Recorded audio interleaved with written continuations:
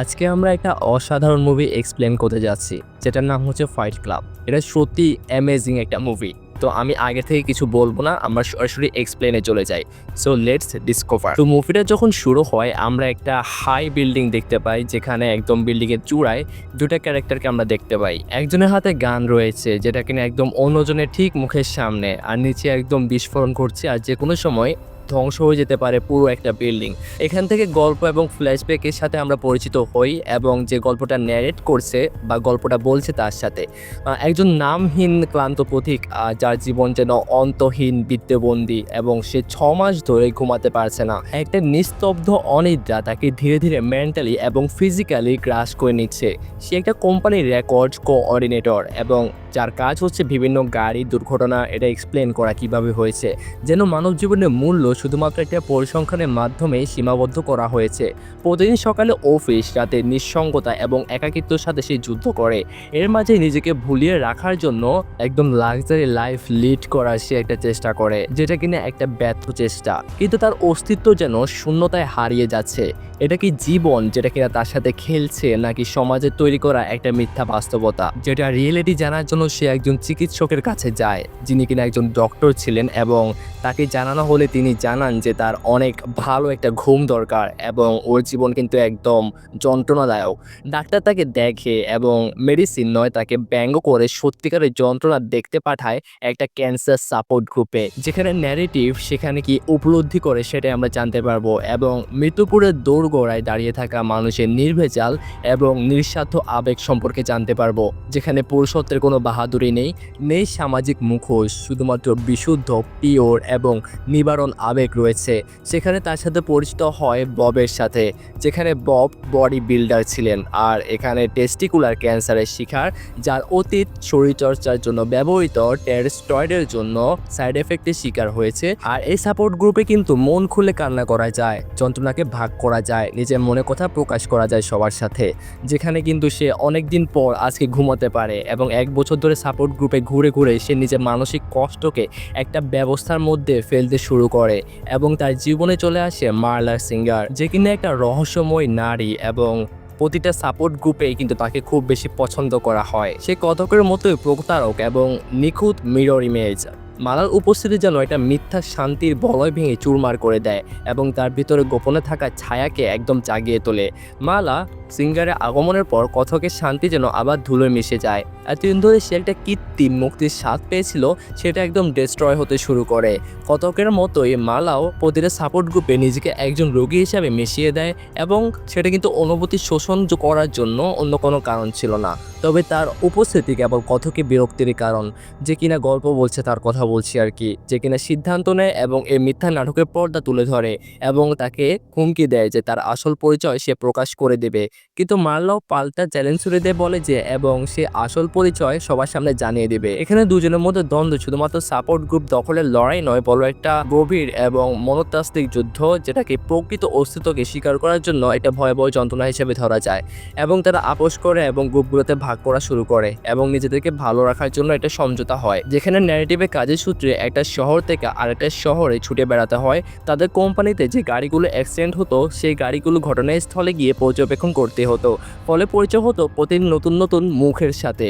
এবং এরকমই এক যাত্রার সময় ফ্লাইটে তার সাথে পরিচিত হয় টাইলার ডারেনের সাথে। সেও কিন্তু একটু অদ্ভুত ছিল, কিন্তু তার মধ্যে সে ইন্টারেস্টিং কিছু খুঁজে পায়, আর এরপর তার জীবন মুড়িয়ে দেওয়ার জন্য যেসব ঘটনা সেগুলো ঘটতে থাকে। ফ্লাইট থেকে বেরিয়ে এসে দেখে যে তার অ্যাপার্টমেন্ট ধ্বংস হয়ে গিয়েছে, এবং আগুনে অগ্নিশিখার মতো তার সাজানো গোছানো সব কিছুই নিয়ে গিয়েছে আর কি। ন্যারেটিভ তখন টাইলারকে কল করে, এবং কারণ কোথাও না কোথাও সে জানে যে এই চরিত্রটা তার অবচেতনের মনের কাছে একটা গভীর দাগ কেটেছে, এবং তাকে এখন তার দরকার। কিন্তু বাইরে বেরোনোর পরে টাইলার একটা অদ্ভুত অনুরোধ করে তাকে ঘুষি মারার জন্য। প্রথমে তো একটু ইতস্তত করে এবং বলছিল না, কিন্তু তারপর সে টাইলারকে আঘাত করলে তার ভিতরে থাকা সমস্ত রাগ, হতাশা এবং সব কিছু একবারে বেরিয়ে আসে। এই শারীরিক সংঘর্ষ শুধুমাত্র হিংস্রতা নয়, বরং এক ধরনের আত্ম অনুসন্ধান বা আত্ম উদ্ঘাটন বলা যায়। এই অভিজ্ঞতা কেবল একদিনের জন্য সীমাবদ্ধ থাকে না, পরবর্তী দিনে এবং পরবর্তী সপ্তাহে আরও বেশি মানুষ তাদের সাথে যোগ দিতে শুরু করে। মানুষের অবদমন, একাকিত্ব এবং জীবনের প্রতি সকল ক্ষোভ একত্রিত হয়ে সৃষ্টি হয় নতুন এক আন্দোলন। এবং ন্যারেটিভ আর সাপোর্ট গ্রুপে যাচ্ছে না, কারণ এই লড়াই এখন তার মুক্তির লড়াই আর কি। আর সকল গোপন সংঘর্ষ ধীরে ধীরে রূপান্তরের দিকে এগোচ্ছে। তারা দুজন মিলে একটা আন্ডারগ্রাউন্ডে তৈরি করে ফাইট ক্লাব, যেটা কিনা একদম বিপ্লব বলা যায়, যেখানে অনেক মানুষ কিন্তু আগে থেকে এই সম্পর্কে জানতো না। পুরুষরা আস্তে আস্তে সমাজে চাপিয়ে দেওয়া সকল নিয়ম শৃঙ্খলা ছিন্ন করতে শেখে, কিন্তু এখানে প্রবেশের জন্য প্রথম শর্ত যেটা, সেটাই হলো এই ক্লাবের কথা বলা যাবে না আর কি। প্রকৃতপক্ষে এই ক্লাব কেবল একটা যুদ্ধক্ষেত্র নয়, বড় একটা এক প্রকার মানসিক মুক্তির স্থান। সবাই মানসিক রিলিফ পাবে এখানে, এবং সবাই ছদ্মবেশে মন খুলে কথা বলতে পারবে, তাদের বাস্তব জীবনে হতাশা যন্ত্রণাকে ঘুষি আর লাথির মাধ্যমে প্রকাশ করতে পারবে। যেখানে সমাজের যে নিয়ম তাদেরকে বেঁধে রেখেছে, সে নিয়ম থেকে তারা বাধামুক্ত হবে এবং তারা একদম ফাইট করতে পারবে। এরপর মার্লা ওই ন্যারেটিভকে নিয়ে একটা ফোন করে জানতে পারে যে সে সাপোর্ট সেন্টারে যাচ্ছে না কেন। ন্যারেটিভ জানায় যে সে একটা আসলে নতুন মুক্তির পথ খুঁজে পেয়েছে, তবে যা শুধুমাত্র ছেলেদের জন্য। মার্লা জানায় যে তার প্রচুর ঘুমের ওষুধ খেয়ে ফেলেছে সে, কিন্তু ন্যারেটিভ তার কথায় বিন্দুমাত্র আগ্রহ দেখায় না এবং ফোনটা সেখানে কেটে দেয়। পরদিন সকালে দেখায় যে টাইলারের বেডরুমের দরজা লক করা, এবং যেটা ছিল তার জন্য আনএক্সপেক্টেড। তখন সে চমকে যায়, কারণ সে মার্লাকে নিজে বাড়িতে দেখে, এবং তার মার্লা যখন তার প্রতিক্রিয়া দেখে, যে রিয়াকশন দেখে, তখন কিন্তু মার্লা বুঝতে পারে যে সে আসলে কি করতে চাচ্ছে, এবং সে বিরক্ত হয়ে চলে যায়। পরে টাইলার স্বীকার করে যে সে ফোন রেখে দেওয়ায় মার্লার সাথে কন্ট্যাক্ট করতে এবং রাতে ঘনিষ্ঠ সময় কাটিয়েছে। এটা শুনে কথকের মাঝে একদম অস্বস্তি বাড়তে থাকে, এবং সে বুঝতে পারে যে মার্লা তার অস্তিত্বের সংকটের অন্যতম কারণ। অন্যদিকে টাইলার এবং ন্যারেটিভ হাসপাতালে যে ডাস্টবিন থেকে মানুষের খাবার এবং চর্বি চুরি করে এবং সেখানে সাবান বানানোর সিদ্ধান্ত নেয়, এবং সেই সাবান তৈরি করার সময় টাইলার কথকের হাত ইচ্ছে করে অ্যাসিড দিয়ে পুড়িয়ে দেয়। কথক যন্ত্রণায় ছটফট করতে থাকে, এবং টাইলার তাকে শেখায় যন্ত্রণা এড়িয়ে যাওয়ার চেষ্টা করা নয়, এবং সেটাকে গ্রহণ করা এবং সেটাকে অ্যাকসেপ্ট করা হচ্ছে আসল রিলিফ বা মুক্তি। এই মুহূর্তটি কথকের মানসিক পরিবর্তনের জন্য আর একটা স্তর রিলিফ করে বা রিভিল করে আর কি। তো এরপর একদিন যে ন্যারেটিভ রয়েছে তার আবার দেখা হয় ববের সাথে, এবং সে জানতে পারে বব ও ফাইট ক্লাবের সদস্য, এবং সে সেখানে টাইলারের সম্পর্কে জিজ্ঞাসাবাদ করে। কিন্তু ন্যারেটিভের মনে প্রশ্ন জাগে, তারা দুজন মিলে একটা গ্রুপ বানিয়েছে যেটা তাকে আর কেউ চেনে না এমনটা জানা যায়। কিন্তু ফাইট ক্লাব এখন আর গোপন নয়, এটা ছড়িয়ে পড়ে ফেলেছে একটা বিশাল আন্দোলনে। মানুষ এটা সম্পর্কে জানে। এখন এটা আসলে একটা নতুন আইডলে রূপান্তরিত হয়েছে, যেখানে ব্যক্তিগত মুক্তির বদলে শুধুমাত্র একটা সংঘবদ্ধ বিপ্লবের দিকে এগোচ্ছে আর কি।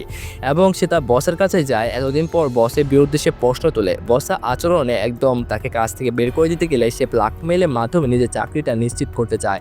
কিন্তু বস যখন এটাতে রাজি হয় না, তখন সে নিজেকে আঘাত করতে শুরু করে এবং তাকেও আঘাত করতে শুরু করে। এজন্য বস যেন তাকেই আহত করেছে এমনটা সে বোঝাতে চায়। এভাবে সে নিজেকে শিকার বানিয়ে কোম্পানি থেকে ক্ষতিপূরণ আদায় করে ফেলে।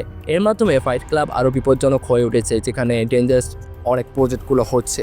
প্রজেক্ট মেহেম নামে একটা নতুন সংগঠন গড়ে ওঠে, যা কিনা কথকে জানা ছিল না। এই দল শহর জুড়ে বিশৃঙ্খলা তৈরি করছে এবং বড় বড় দোকান গাড়ি ডিস্ট্রয় করছে। ন্যারেটিভ বুঝতে পারে যে নিয়ন্ত্রণ থেকে এবং তার হাত থেকে সবকিছু চলে যাচ্ছে, এবং সে কিন্তু একদিন গাড়ি চালানোর সময় টাইলারের কাছে জানতে চায় যে তার আসল ইন্টেনশন কি। কিন্তু পেছনে বছর দুইজন সদস্য জানিয়ে দেয় যে প্রজেক্ট মেহেমের প্রথম নিয়ম এটা যে কোনো প্রশ্ন করা যাবে না। ন্যারেটিভ এতে সম্পূর্ণরূপে হতাশ হয়ে পড়ে, এবং টাইলারের সাথে একরকম তর্কের সময় টাইলার ইচ্ছা করে গাড়ি দুর্ঘটনা করে ফেলে, এবং ন্যারেটিভ সেখানে অবশ্যই বেরও করে আনে। আর এরপর পরের দিন যখন সে ঘুম থেকে উঠে টাইলারকে আর খুঁজে পায় না, সে দেখে যে প্রজেক্ট মেহেমের সদস্যরা কিছু তৈরি করতে খুবই ব্যস্ত হয়ে পড়েছে। একদিন মার্লা তাদের বাড়িতে এলে সেখানে ন্যারেটিভ জানায় যে সে টাইলারের সাথে আর নেই, বরং চলে গিয়েছে। তবে মার্লা কিছু বলে সেখান থেকে রেগে চলে যায়, অথচ তার অস্ত্রতা স্পষ্টভাবে সেখানে দেখা যাচ্ছিল, কিন্তু সে বুঝতে পারেনি যে কি ব্যাপার। এরপর প্রজেক্ট মেহেমের একটা অপারেশনে বব মারা যায়, এবং ববের মৃত্যুতে সেখানে ন্যারেটিভ অনেক বেশি একদম হতাশ হয়ে পড়ে এবং অনেক কান্না পায়। তার সব কিছু যেন ভেঙে পড়ছে এমন একটা বুঝতে পারে সে। আর এরপর তার মনে হতে থাকে যে কোনো একটা অদৃশ্য সত্তার পিছনে সে যেন ছুটছিল। টাইলারের কবে এত জায়গায় গেল এবং সে কিভাবে এত মানুষের সাথে পরিচিত হলো কিছুই তার মনে পড়ছে না। একদিন সে একটা বারে গেলে সেখানে সবাই তাকে চিনতে পারে এবং কংগ্রাচুলেট করে। বারটেন্ডার তাকে তার হাতের ক্ষত দেখিয়ে বলে যে সে আগের সপ্তাহে এখানে এসেছিল, তবে বারটেন্ডার তাকে টাইলার বলে ডাকে। এতে একদম ন্যারেটিভ একদম বিভ্রান্ত হয়ে যায় এবং সে বাস্তবতা থেকে একদম হারিয়ে যায়। এসব ঘটনাগুলো থেকে সে এসে নিজের পরিচয় সম্পর্কে সন্দেহ জাগতে থাকে তার, এবং হোটেলে গিয়ে সে মালাকে ফোন করে এবং জানতে চায় যে তাদের মধ্যে কোনো শারীরিক সম্পর্ক হয়েছিল কিনা। তখন মার্লা জানায় যে সে আসলে ন্যারেটিভের দ্বিতীয় চরিত্র কথা এটা, কখনো প্রেমিক টাইলার আবার কখনো স্বার্থপর ন্যারেটিভ। আর এই দ্বৈত চরিত্রের মাঝে মার্লা তাকে আবারও টাইলার বলে ডাকছিল। তখন ন্যারেটিভ সেখানে থমকে যায়, আসলে কি হচ্ছে আমরাও বুঝতে পারি না, সেও বুঝতে পারছে না। আর এখানে যেন দুইটা মানুষ আলাদা হয়ে গিয়েছে, দুইটা বাস্তবতার মতো আটকে গিয়েছে, তাদের পারসেপশন এবং ইন্টেনশন আলাদা। এমন সময় কথক নিজেকে পেছনে ঘুরে দেখে যে টাইলার বসে আছে। সে টাইলারকে দেখে জানতে চায় যে তুমি কে। তখন টাইলার বলে যে তুমি তো সবই জানো। আর এখানে রিভিল হয়ে যায় মুভির আসল টুইস্ট। আর আমরা জানতে পারি যে দুজন কথোপকথনে কথক যখন বুঝতে পারে টাইলার আসলে তার কল্পনা এবং তার মানসিক একটা, তার ভিতরের একটা মানুষ, এবং তার ভেতর থেকে দুজন সত্তা রয়েছে, যেখানে তাকে ডুয়েল পার্সোনালিটি ডিসঅর্ডার বলা হয়। মানে একজন মানুষের ভিতরে ডাবল সত্তা বা দুইজন মানুষ, যে কিনা নিজে নিজেই দুইটা ক্যারেক্টার হয়ে কথা বলতে, এবং সে কখনো ভয় পায় কখনো হাসে, এবং যেটা কিনা তার মনের মাঝেই হতে থাকে। ন্যারেটিভ তখন নিজের মনকে শান্ত করার চেষ্টা করে, কিন্তু সবকিছু যেন তার হাতের বাইরে চলে যাচ্ছে। প্রজেক্ট মেহমের সদস্যরা সব জায়গায় ছড়িয়ে রয়েছে এবং তার জীবন ও মনোজগৎ সম্পর্কে একটা অদ্ভুত সে একটা ফিলিংস বুঝতে পারে, এবং টাইলার মার্লাকে সে মেরে ফেলতে চায়, যেটা কিনা তার সব থেকে বড় ভয় এবং সব থেকে বড় শত্রু বটে। তাই সে মার্লাকে অন্য শহরে নিয়ে যেতে বলে এবং সে নিজেকে মার্লাকে এবং রক্ষা করতে পারে এমনটা সে জানায়। তখন কথক প্রজেক্ট মেহমে পৃথিবীকে ধ্বংস করতে চায় এবং তার মাধ্যমে শহরের ক্রেডিট কার্ড এবং বিল্ডিংগুলো ধ্বংস করে দেওয়া যাবে এমনটা বলে। সে পুলিশের কাছে গিয়ে সব কিছু স্বীকার করতে চায়। তখন পুলিশের একজন ঊর্ধ্বতন কর্মকর্তা তাকে বলে যে এসব কারণ কি আসলে। সে জানায় যে ক্রেডিট কার্ড বিল্ডিংগুলো ধ্বংস করে দিলে কাউকে ঋণ পরিশোধ করতে হবে না, তবে অফিসার তার কোনো কাজে উঠে চলে যাবে। এর কয়টা যখন বুঝতে পারে পুলিশে, তখন ওই প্রজেক্ট মেহমের অংশ এটা কিন্তু সে বুঝে ফেলে যে সে আসলে এটার সাথে জড়িত রয়েছে, এবং তারা তাকে আটকানোর পরিবর্তে ধ্বংস করার জন্য প্রস্তুত। তখন ন্যারেটিভ তাকে অনেক চেষ্টা করে এবং সেখানে সে পালিয়ে যেতে সক্ষম হয়, এবং সে জানে যে লড়াই তো মাত্র শেষ হতে চলেছে। সেখানে ন্যারেটিভ আবার সেই বিল্ডিংয়ে ফিরে আসে যেখানে সবকিছু শুরু হয়েছিল, যেখানে বোমগুলো নিষ্ক্রিয় করতে শুরু করে সে, কিন্তু সে জানে যে তার মনের ভিতরে ভয়ঙ্কর একটা যুদ্ধ চলছে। টাইলার সেখানে প্রশ্ন করে তুমি এটা কিভাবে করছো। তখন বুঝতে পারে যে টাইলার আসলে তার ভয়ের একটা অংশ, যেটা কিনা তার অন্তরঙ্গ বিভ্রম বা তাকে ধ্বংসের কাছে নিয়ে যাচ্ছে। সে তখনই তার উপর আঘাত করতে শুরু করে, যেন সে টাইলার এবং তার মধ্যকার লড়াইয়ের মধ্যে সঙ্গী, এবং সেটা থামাতে পারে সে। একসময় টাইলার বন্দুক দিয়ে সেখানে বলে যে এবং সবকিছু সে আমি এখানে ধ্বংস করে ফেলবো। ন্যারেটিভ তখন নিজেকে বলে যে তুমি আমার কল্পনা, তুমি বাস্তবে কেউ নয়, তুমি যদি বাস্তবে কেউ হতে তাহলে আমি তোমাকে দেখাতাম। ফলে সে নিজেকে নিজে গুলি করে ফেলে, কিন্তু বুদ্ধি করে সে নিজে গালে গুলি করে, তাহলে সে তো বেঁচে যাবে কিন্তু টাইলার সত্তাটি মারা যাবে। ঠিক এমনটিই ঘটে।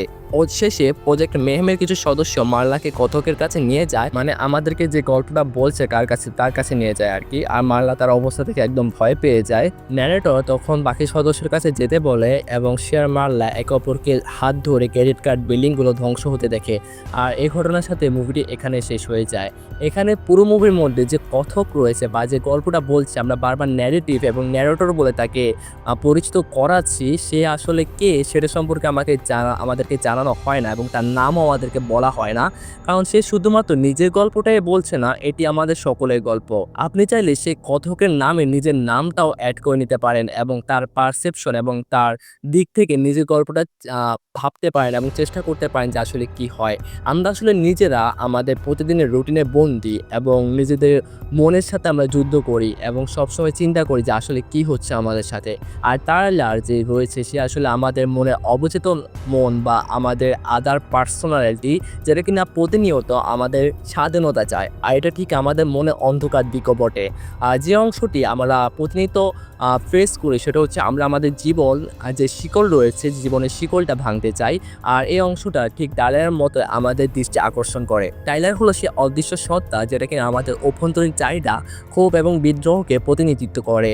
আর আমাদের যখন নিজেদের সীমাবদ্ধতা, সামাজিক শৃঙ্খলা এবং ব্যক্তিগত ভয়কে অতিক্রম করার চেষ্টায় থাকি আমরা, তখন টাইলার যেন আমাদের সে ভয়ঙ্কর এবং নির্ভীক পিছু পিছু চালিয়ে যায়। এখন প্রশ্ন কিন্তু একটাই রয়েছে, আমরা কি এই বিদ্রোহের সঙ্গী হতে চাই, নাকি এই অদ্ভুত সত্তা আমাদেরকে ধ্বংসের পথে নিয়ে যাবে? যাক, এই প্রশ্নটা আপনার কাছেই রইলো এবং আপনি এই প্রশ্নটার উত্তর আমাদের কমেন্ট বক্সে অবশ্যই জানাবেন। মুভিটি বুঝতে একটু সমস্যা হতে পারে কারণ মুভিটির স্টোরিটাই একটু হার্ড আর আমি হয়তো ভালোভাবে এক্সপ্লেন করতে পারিনি। তো তবুও আপনারা কতটুকু বুঝেছেন সেটা অবশ্যই আমাকে কমেন্টে জানাবেন। আর আমাদের দেখা হচ্ছে পরবর্তী ভিডিওতে। ততক্ষণ পর্যন্ত সবাই ভালো থাকুন, সুস্থ থাকুন। টাটা।